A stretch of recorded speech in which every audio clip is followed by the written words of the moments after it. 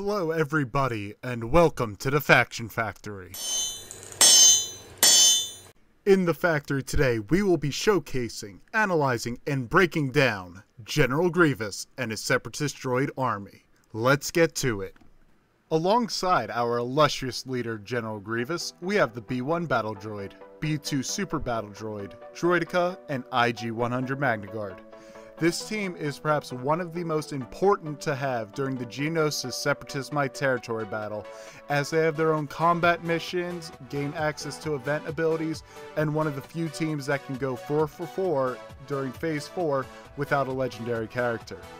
In Territory Wars and Grand Arena Championships, General Grievious and Droids make for a solid defensive team, but can still be used offensively against some of the more annoying teams to deal with, such as Night Sisters. At high relics, this team can even beat Padme teams, though better counter options are out there. Speaking of Padme, Separatists are needed to unlock her legendary character, so this team can be very useful in unlocking her. And now, let's talk about the Zetas for this team. This team has a total of 6 Zetas, 2 on Grievious and 1 on each of the droids. The top 3 are priority, and that order is General Grievous's unique Metalloid Monstrosity, B2's unique Reactive Protocol, and General Grievous's leadership, Daunting Presence. Following these 3 are B1's unique Droid Battalion, Droideka's unique Deflector Shield Generator, and lastly Magna Guard's special Stunning Strike. Let's break down each Zeta and explain why they have the ranking they have. The Zeta on Grievous's Metalloid Monstrosity resets his cooldowns, dispels all debuffs, and gives Grievious a bonus turn whenever a droid or Separatist ally is defeated. The reason this is so important is that Grievious is one of the hardest hitting characters in the game, and he gets stronger with every turn he takes as he gains 5% max health for each droid ally after he siphons 8% of his max health from them. B2's Reactive Protocol Zeta allows him to give all other Separatist droids a bonus 5% turn meter whenever he inflicts a debuff. The reason this is so important is because of his other unique Relentless Barrage, which gives him a 40% chance to gain 100% turn meter whenever an ally is damaged or evaded. Combine this with the other effect of Reactive Protocol that gives him a 40% chance to reduce his cooldowns by 1 whenever an ally is evaded or damaged by an attack. This gives him the opportunity to rapid fire off his special attack, Mowdown, which is an AoE that not only dispels all buffs on enemies, but has an 80% chance to inflict buff immunity. In essence, this Zeta gives B2 the opportunity to constantly give Separatist droid allies up to 25% bonus turn meter. The Zeta on Grievous's Daunting Presence adds, whenever a target-locked enemy is damaged, each droid and Separatist ally gains 2% turn meter, doubled for Grievious, and target-locked enemies cannot counterattack. Once again, we have more turn meter manipulation, and target locks will be aplenty as all 5 of the droids have moves that can inflict target lock, with Grievous's being an AoE. The turn meter train on this team is absolutely absurd, and these 3 Zetas all have turn meter or bonus turn manipulation. B1's Droid Battalion Zeta simply increases the starting stacks from 50 to 100. Each stack of Droid Battalion grants B1 plus 2% offense and all Separatist allies 0.5 tenacity and crit avoidance. Additionally, these stacks come into play when you use a special Blast Them, as the Separatist ally you select when using this ability gains 0.5% health and protection per stack. B1 gains 3 stacks at the beginning of each of his turns, and the way he takes damage is losing 8 stacks whenever he is hit.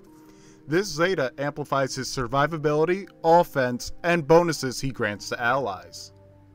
Droideka's Deflector Shield Generator Zeta gives Droideka a bonus 25% evasion when it does not have damage immunity. When it does have damage immunity, he gains a 35% chance to assist whenever another Separatist uses an ability.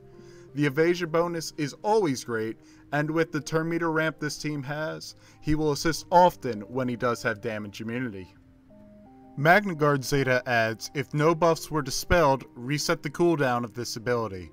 This is not a bad bonus, but when you consider that it's not an AoE, and more important, you have B2 constantly using Mowdown and removing buffs on enemies, this ability loses a lot of value and in my opinion is not worth the investment.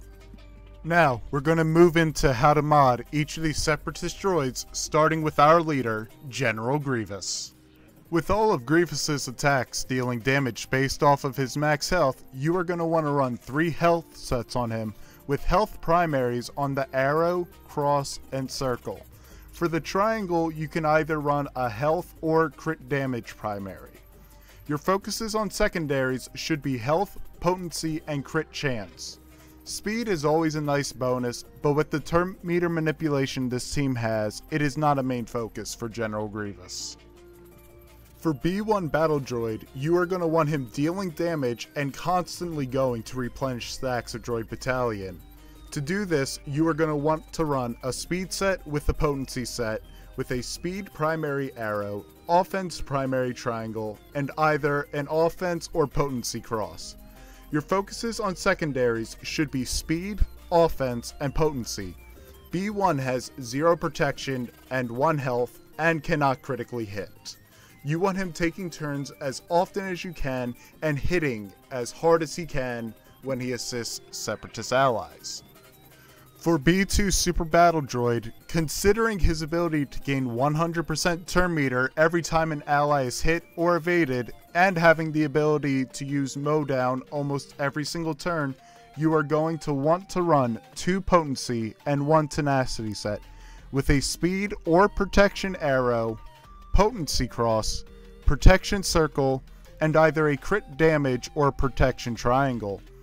He isn't going to hit hard, but he will hit often, so the argument for the crit damage triangle can be made. Your focuses on secondary should be potency, tenacity, and protection.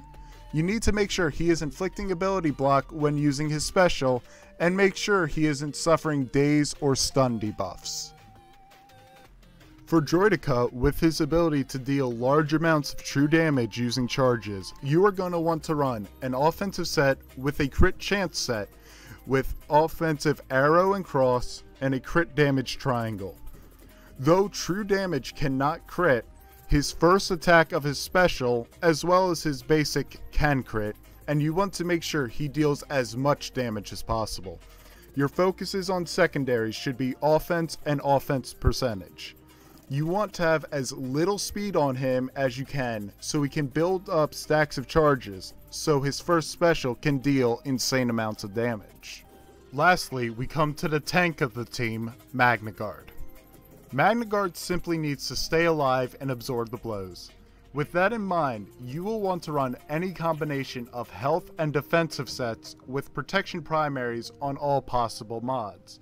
Your focuses on secondaries should be protection, health, and tenacity. When optimized, my Relic 3 Magna Guard has over 80,000 health and 110,000 protection, which means if B1 heals him at 100 stacks, Magna Guard's going to recover 55,000 protection and 40,000 health. That's going to wrap up today's tour of the Faction Factory. If you feel like this video has helped you understand General Grievious and the Separatist droids better, please leave a like and comment down below. If you're feeling extra ambitious, subscribing to the channel is always appreciated. If you're not already, make sure you join the Discord server. Keep on being the legends you are, and I'll see you in the next video.